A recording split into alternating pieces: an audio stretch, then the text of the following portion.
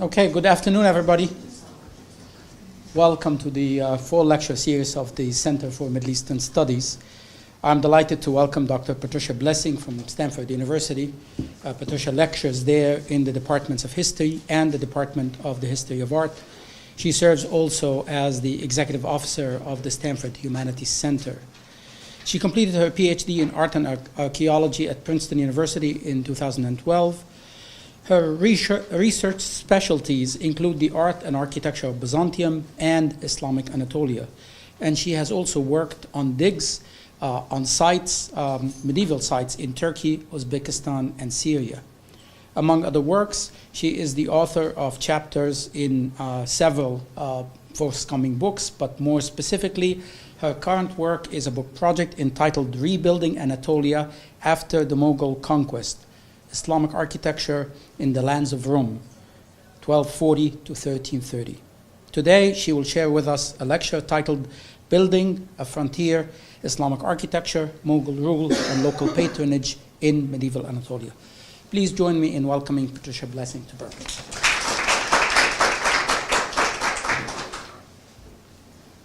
Thank you, Nazar, for the introductions, and thank you also for inviting me, and thank you to Emily and also Lydia and Tommy for preparing everything, that it all went so smoothly when we came here today. So my lecture today is going to be part of my book project, which is derived from my dissertation, and it looks as Anatolia as a frontier region that it came to be starting in the 11th century with the beginning Seljuk conquest of the region. Of course, at the expanse of Byzantium. But more specifically, I look at the period after the Mongol conquest of Anatolia that happened in the 1240s, and when the region slowly became integrated with the larger Mongol Empire. So just the region that we will be looking at, this is how it looked like just at the onset of the Mongol conquest, with the Seljuks, Turkish Muslim dynasty, occupying large parts of central Anatolia. And the Byzantine Empire at that point broken down after the Fourth Crusade, but that's one detail I will not go into today because there's not so much time to cover everything. What I will focus on is more the eastern section of Anatolia as it goes towards Iran. And this monument is just one example of the architecture that emerged in medieval Anatolia, a region that today, of course, is part of Turkey. The great mosque and hospital of Divriği in central Anatolia were built by a member of a local Turkish dynasty that had created a small principality following the integration of the region into the Islamic world in the late 11th century. The architecture of this building, with its stunning stone carving, is a testimony to the creative forces that the multicultural environment of the region released. This is a striking example of the architecture that emerged in the cross-cultural milieu that I'm going to discuss today. It has been suggested that craftsmen from Iran introduced the floral motifs, similar to patterns found in stucco in that region. The examples in Iran, carved in a softer material, are much smaller, often only a few inches tall. The Anatolian examples in stone take the same motifs to a different scale, suggesting that patterns from Iran were adopted by local craftsmen to the material that they were most comfortable working with.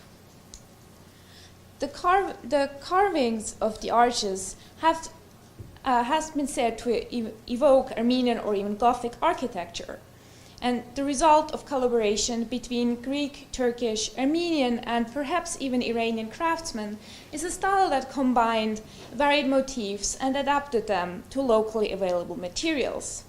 Some scholars might refer to this architecture as a hybrid or eclectic, terms which need to be used with some care in a medieval context, but they are still useful to investigate the types of blending and mingling of styles and traditions that emerges here.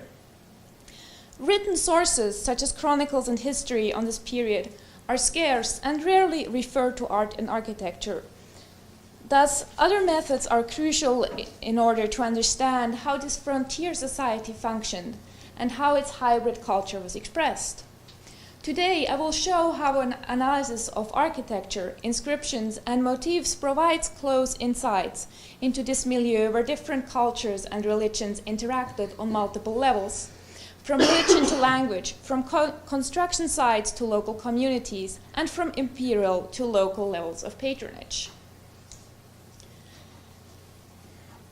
So, looking at Anatolia within the wider context of the Mongol Empire, I will show the place of architectural style between local and global, and I will demonstrate that we are not talking here of a leveling imperial endeavor to impose a unified architectural style, but rather one that, specifically in Anatolia, ended up fostering local traditions and styles. Discussing monuments in various cities, I will show how the agency of patrons and craftsmen, local traditions and imperial aspirations were integrated in creating monuments in these different locations that each reflect how, in this global moment, local actors made use of materials and motifs to create hybrid styles. I will then proceed to show how inscriptions can serve as additional sources on the monuments when histories and chronicles do not supply enough information. Bilingual inscriptions and some documents offer additional insights as they show how different languages were used at the same time for specific purposes. Thus, I will show how in the context of medieval Anatolia, architecture was flexible and did not adopt a single style that imperial patronage, either Seljuk or Mongol, imposed. While increased mobility provided craftsmen with new venues for their work and new modes to translate into their preferred materials, localisms were preserved. They were even accentuated as the absence of leveling imperial patronage left both local patrons and craftsmen to their own devices, making use of a combination of local traditions and newly acquired elements. The architecture that emerged from this context reflects the complex interactions between the various populations, both of Anatolia and of the wider Mongol realm. Anatolia is just one part of the larger puzzle in which one empire stretched from China to the Middle East, fostered cultural productions, yet did not impose a unified style, language, or religion. Since the late 11th century, Turkish-speaking Muslims had begun to conquer parts of eastern Anatolia from the Byzantine Empire. These new rulers brought their religion, Islam, to Anatolia. Over the next decades, some parts of the population converted, while others certainly remained Christian. In addition to a new religion, the conquerors brought new languages, Turkish that they spoke among themselves, Arabic as the language of Islam, and Persian as the preferred idiom of court culture. The local population, depending on the region, spoke Greek, Armenian, or Syriac, languages that continued to be present in the following centuries. Armenian kingdoms in the Caucasus and Cilicia persisted into the 14th century. Over the course of the 12th century, one of the Turkish conquering groups, the Seljuks, reemerged as the dominant force and progressively absorbed other local Muslim rulers, while expanding hold over formerly Byzantine territories. Around 1200, the Seljuks had established the city of Konya in central Anatolia as their capital and began to centralize their rule. Beginning in the late 1230s, however, Seljuk consolidation became threatened. The Mongol armies, on their advance from Central Asia, began to enter the region on occasional raids. By the 1240s, the Seljuk sultans were forced to pay tribute to the Mongols, and Anatolia was progressively integrated into the Mongol realm. In the 1250s, the Mongol Empire was split into 4 distinct areas among succession struggles. A center in Iran was established, ruled by a dynasty referred to as the Ilkhanids, and Anatolia was part of their realm. Governors were posted in important cities, including those of eastern Anatolia. The main rivals of the Mongols in Iran, the Mamluk rulers of Egypt and Syria, were a constant source of military conflict. Since the Mongols in Iran mostly relied on Persian-speaking Muslims in their administration, they increasingly became familiar with Islam and Muslim culture. In 1295, the Ilkhanid ruler Ghazan Khan converted to Islam and adopted the Islamic title Sultan. At this time, the Mongol rulers began to sponsor Islamic institutions, while before they had left this task to their Muslim administrators. Thus, we are facing here a world of complex political allegiances, which forms one of the layers that have a bearing on architectural culture of Anatolia, especially as it's part of this bigger picture of the Mongol Empire. Now I will zoom in onto several architectural case studies in different cities in Anatolia. And you will see there how these different local styles emerge or continue. First, we'll start with Sivas, a city in central Anatolia. The urban context in many cities in Anatolia has profoundly changed since the Middle Ages. The medieval city is obscured by the construction of apartment buildings and of large boulevards that were added in the 1950s and 1960s in order to open the cities to cars. This changes our possibilities to perceive the historical monuments, monuments that are now isolated traces of the past, and thus a close analysis of the architecture itself is an indispensable tool to understand how the medieval society of Anatolia functioned when the urban context in itself is no longer preserved. Here, for instance, at the center you can see a reconstruction of the center of Sivas as it may have looked in the 13th century, with city walls around an so-called inner citadel down here, and an upper citadel that was placed on a hill. Now, of this, the only thing that is still preserved are the various monuments that you see in the small images of the side. So this urban context in and of itself can only be reconstructed from the position of the monuments vis-a-vis each other.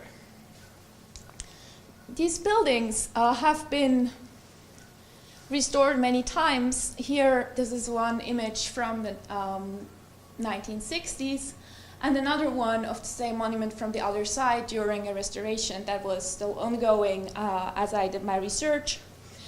And this in and of itself is one of the challenges, actually, of this project, in that often details of the decoration get obscured, and so older photographs, such as this one by the French archaeologist Albert Gabriel, are extremely useful in understanding the details of decorations, of elements here,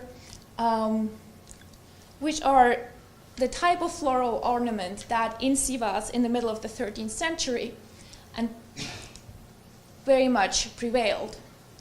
It similarly did so in a building that's just a few hundred yards from the first example, where you can see how on the facade elements that are clearly derived from the earlier monument at Divry that I just showed you in the beginning, and that's actually very close by Sivas, so that there is a good chance that there's a local workshop that might have continued or developed, and these elements are used all over, also in the interior of the building,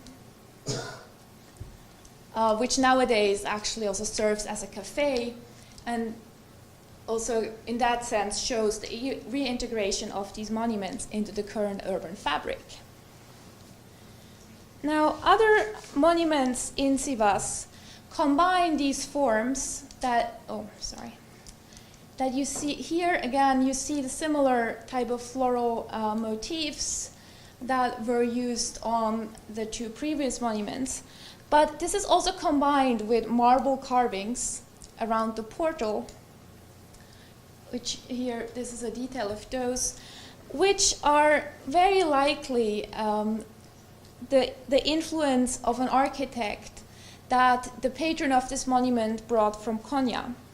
The patron, Sahib Ata Fakhr ad-Din Ali, was an important official of the Seljuk court who had come to an arrangement with the Mongol overlords and was able to stay in power until his death in 1285.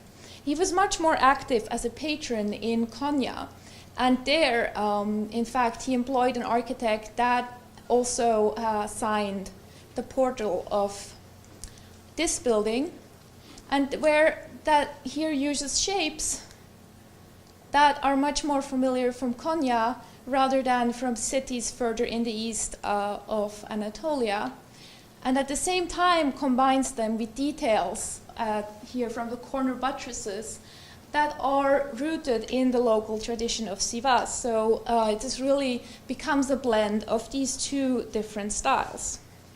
Now, this will become more clear when we move on to Konya, the former capital of the Seljuks, which even as the Seljuk sultans themselves were no longer powerful enough to commission monuments, still was an important center of patronage, mostly at the hands of officials such as Sahib Atta, Fakhreddin Ali, who commissioned this entire complex. Here, the so-called complex of Sahib Atta comprises a mosque, a mausoleum, and a khanqa structure that is specifically dedicated for Sufis. And there is also a bathhouse that's located here and not shown on the plan. Now, this differs in large part from what we saw in Sivas. First of all, there is an increased use of brick in the architecture, and this material becomes much more common the further west we move in Anatolia, and especially, of course, in the westernmost regions, where many Byzantine monuments in this technique remain in place. The persistence of local material is largely a question of expertise. The challenges of engineering are very different in brick and stone, leaving little room for improvisation and making experience with the relative material essential. The portal of the Sahib Atta complex combines brick architecture with tile decoration, but also marble elements, some of which are reused. For instance, two late antique sarcophagi that are used as the base of the portal. Moving inside, however, we see that the interior of the mausoleum of Sahib Atta and his family is entirely decorated in tiles and tile mosaics, a technique that in Konya was very much flourishing from the 1220s to the 1280s, and suggests the continued presence of a workshop that also did here the decoration of the dome, for instance, in the khanqa, where you have an inscription around the base and an alternation of brick and tile decoration around the dome. And these are all things that the further east you go in Anatolia, the less you will see them. Here also, it is another monument that through a deed of endowment has been attributed to the same patron as the one we just saw. And here in the interior, similarly, you have this use of tile decoration on a very large brick dome.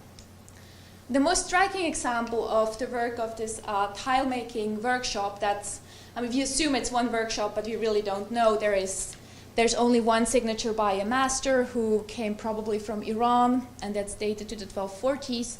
And other than that, we really don't know who the artists were who did this. What is clear is the mastery in their work. The entire interior of the dome is covered with this star pattern that's composed of individual tile pieces in a tile mosaic. And similarly, also all these inscriptions around the arches and here are done in this technique. Now, this type of interior decoration that also very much evokes, of course, Iran and Central Asia, can be combined with very different types of decoration. The portal of the Karatai Madrasa, the very same building, the interior of which we just saw, for instance, that refers directly to a now closed entrance on the Aladdin Mosque, a monument that's built very close by in the same city and dated to the 1220s, to a time when the Seljuk sultans were still very much in power. The technique, however, of carving pieces of marble of different colors and combining to a perfectly joined knot pattern comes, of course, from northern Syria, and specifically from the region of Aleppo, where the same technique was used in architecture in the early 12th century. And we, in fact, do know that craftsmen from that region moved to Konya to be part of the building sites of the Seljuk sultans. Such forms became integrated in Konya with the local brick construction and with the tile decoration that maybe came from Iran, but maybe in part was also developed in Konya, depending on how one wants to view the evidence of different earlier and later examples that still exist. The architecture of Konya thus is the result of syncretic combination of local elements with features that craftsmen from surrounding regions brought with them. The impact of Seljuk rule here lies more in providing resources and commissions than in imposing a unified style. Although there is some tendency, perhaps in the 1220s and 30s, to develop a style that specifically represents Seljuk rule, the Mongol conquest in many ways broke this down, and localisms were only to increase.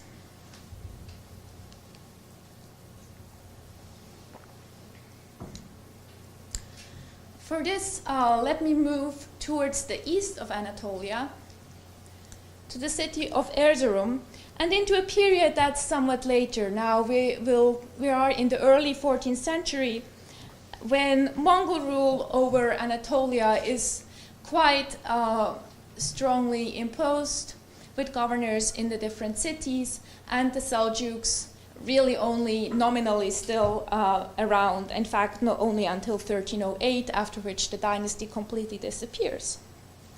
Here in the city of Erzurum, architecture produced in the period we are looking at shows features that are identified most commonly with Armenian architecture, even in monuments built under Mongol patronage. The term Armenian here is as problematic as the terms Turkish or Seljuk, as it relies on national and religious categories to identify a local tradition, and limits it to Christian monuments such as churches and monasteries.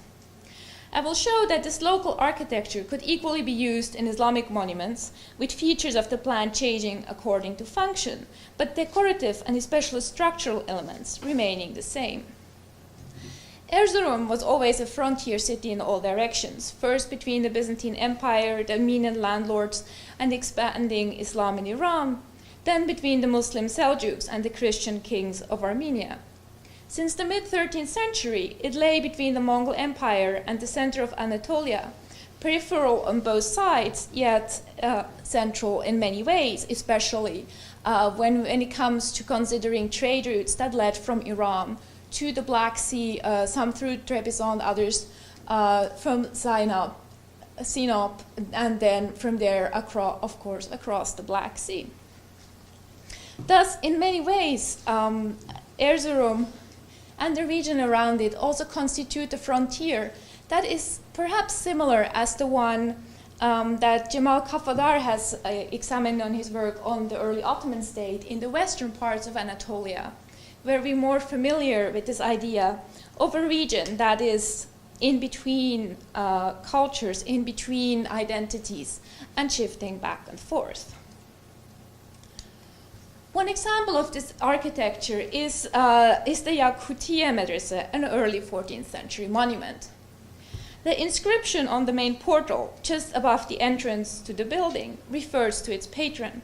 Quote, Jamaluddin Khoja Yakut al-Ghazani ordered the construction of this tomb during the days of the rule of Uljaitu Sultan. May God eternalize his rule, for the benefits of the benefaction of Sultan Ghazan and Bulgan Khatun. May God enlighten them in the year 1710, that is 1310 CE.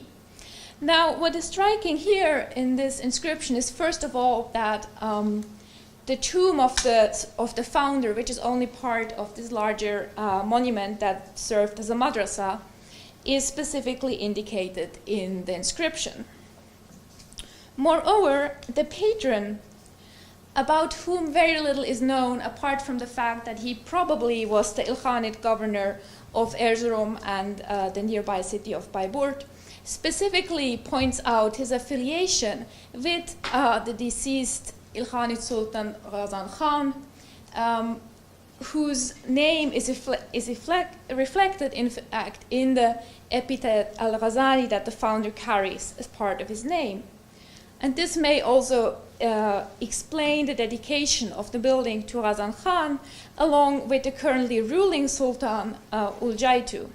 It indicates a close connection between the patron and the deceased Ilkhanid Sultan, who may perhaps have been the founder's patron or even owner early in life, in case he was a slave. Must have been. Yeah, Yakub? Yeah, the name. Just the name Yakub? Yeah, yeah, it's slave. Okay. Well, I don't know. Thank you.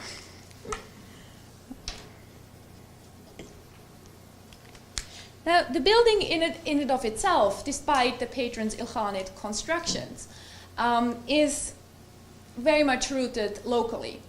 Just to show you the plan, it is a plan with 3 Ivans, very typical for madrasas in medieval Anatolia. What is a little different is the mausoleum that's placed in the axis directly across from the entrance. And we are assuming it's the founder's mausoleum, but we don't know. There are no inscriptions in the mausoleum itself. On the portal, we find a decoration that's very much typical for buildings in Anatolia at the time, namely animal motifs cut in low relief. So here we have 2 affronting lions below a palm tree and an eagle that's surmounting them. Such examples can be found across Anatolia. Here, this is one of the most actually striking examples from the Blue Madrasa in Sivas that I showed you earlier, which shows different animal heads, including even an elephant, as part of a scroll. And this has actually been identified as being the animals that are part of the Chinese calendar. I mean, it doesn't really work out, but it is a little controversial, but it has been used to point to the connections through the Mongol Empire between the Middle East and East Asia that Anatolia, in fact, also became part of, even though it's at the western tail end of that. These are various examples from Konya that are now disjointed. You can see animals like snakes, griffins, a lion. And of course, similar motifs are very commonly found in Armenian architecture, also in today's Armenia and also in parts of what's today Turkey. And this is very much, I think, one tradition that points into the northeastern location of Erzurum. Another such element is the Mukarnas dome over the center of the courtyard. This connects the Yakutia Medrese both to the Great Mosque of Erzurum, built in the late 12th century, that has a similar dome that's today, unfortunately, only preserved in a restored version, and to examples in Armenia, such as this one from the monastery of Noravang, built around 1260 CE. The brick minaret, with its decoration of purple and turquoise tile pieces, is also likely to be a reference to other similar tile minarets across Anatolia, but also actually to a local monument that you'll see in a minute.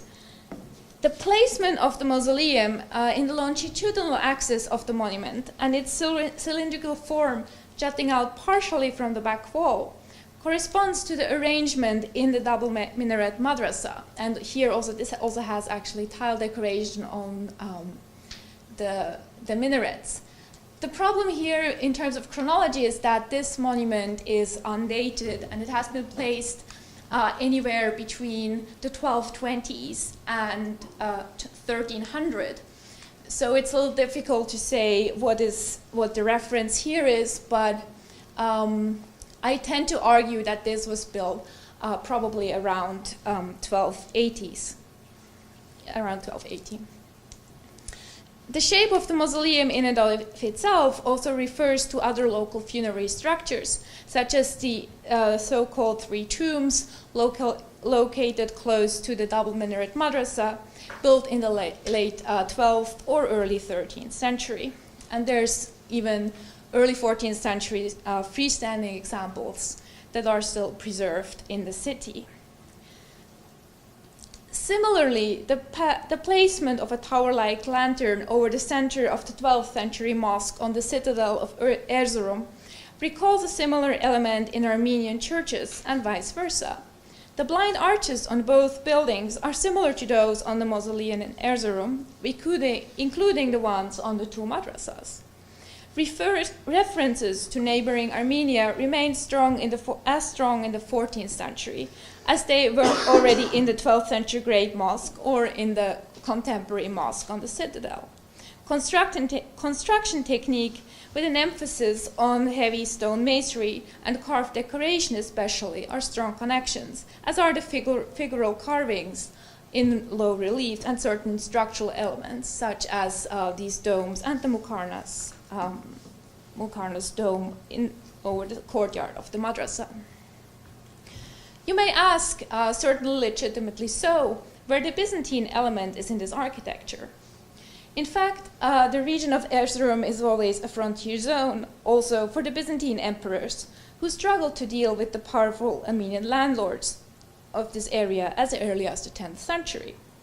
Thus, the brick architecture of Constantinople, the typical image that we have of Byzantine monuments, never took hold here. Rather, a local stone architecture prevailed, while the imperial architecture of the Byzantine capital much rather spread in Western Anatolia and the Balkans, regions where imperial control was perhaps tighter. The influence of this architecture on Islamic monuments appears in the early Ottoman buildings beginning in the early 14th century, actually very much at the same time that we are looking at here in Erzurum with the Yakutiye Medrese. And so in some ways we do have here in the east another, as I said before, another frontier in Anatolia that looks more towards the east, where it's connected to the Mongol Empire, but still kind of stands on its edge.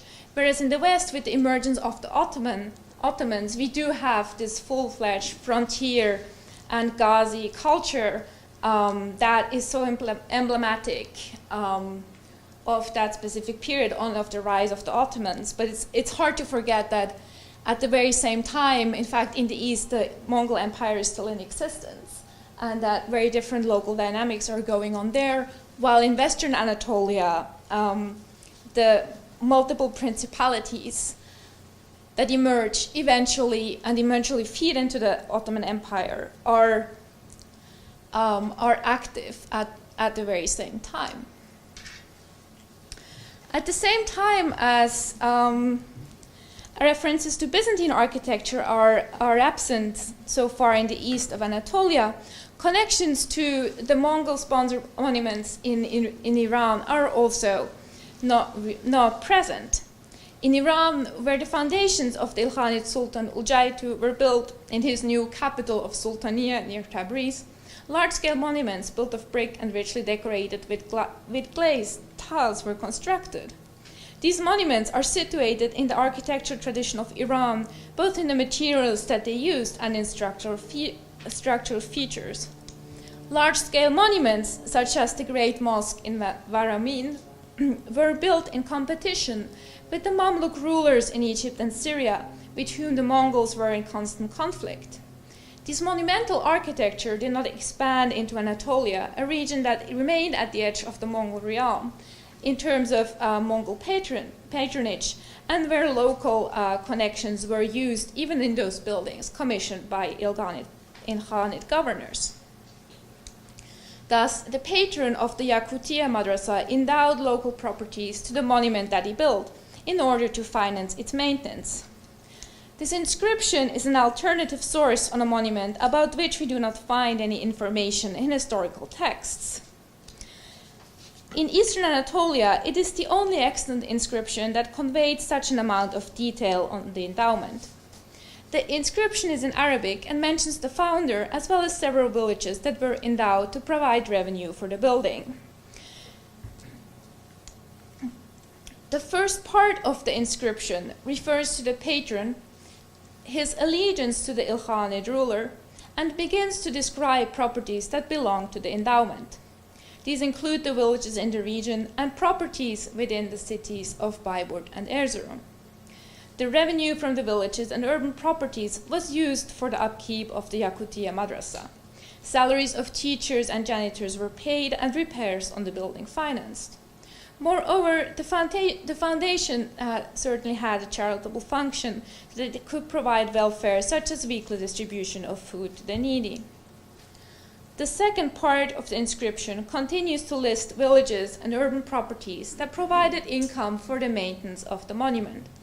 Explicitly, it mentions the well-known baths that the founder built in Bayburt, a monument that has not been preserved, yet it indicates that Jamaluddin Yaqut commissioned buildings beyond this madrasa in Erzurum. The inscription creates a connection between the monument and the surrounding region, firmly rooting it in its place. Thus, the text creates a memory of place within the space that surrounds the burial of the founder and preserves the memory of his person as well. The connection between the monument, the place, and the document that would initially have recorded this endowment but has not been preserved is here very obvious, something that's not always the case with a document on paper. Often only the paper in and of itself is preserved in an archive or a museum far from the site, and the monument in many cases has not survived. Some deeds of endowment provide insights into the multicultural milieu of medieval Anatolia beyond the technicalities of financing a building and its maintenance. This deed of endowment, dated to 1326 CE, belongs to a building in Sivas that is no longer extant.